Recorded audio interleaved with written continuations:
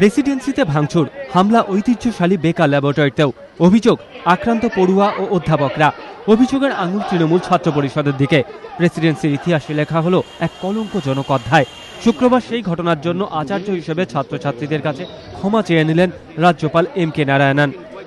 At the outset, I wish to make an apology, or I would rather say I apologize to all the students of Presidency College, or perhaps to the students of all the universities in Calcutta and in Bengal, for what has happened. For what has happened, as the Vice Chancellor herself said, is unprecedented. It should never have happened. It should never happen again. বিশ্ববিদ্যালয়ের ক্ষতিগ্রস্ত বেকার laboratory ঘুরে দেখেন রাজ্যপাল। ছিলেন উপাচার্য মালবিকা সরকার, পদার্থবিদ্যার বিভাগীয় প্রধান সোমক রায়চৌধুরী। শিক্ষক শিক্ষিকারা রাজ্যপালকে হামলার বিবরণ দেন। এরপর ডিরোজিয়া হলে ছাত্রছাত্রীদের প্রশ্নের মুখোমুখি হন রাজ্যপাল। পুলিশের বিরুদ্ধে এক সুরে ক্ষোভ প্রকাশ করেন ছাত্রছাত্রীরা। সেই প্রশ্নের জবাব দিতে গিয়ে রাজ্যপাল বলেন, তদন্ত শেষ না হলে কারা ঘটনায় জড়িত তা বলা সম্ভব নয়।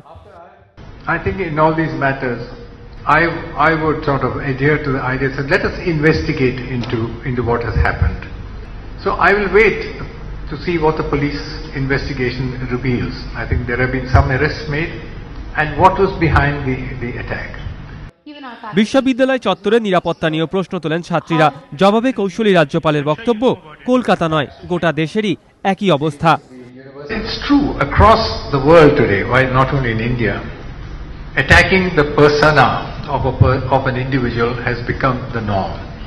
So if you can't find anything else, you attack the person who's otherwise not under attack. এদিন ছাত্রছাত্রীদের পুলিশের প্রতি আস্থা রাখারও আহ্বান জানান রাজ্যপাল। কৃষ্ণেন্দু অধিকারী ও সমিত সেনগুপ্ত, এবিপি আনন্দ, কলকাতা।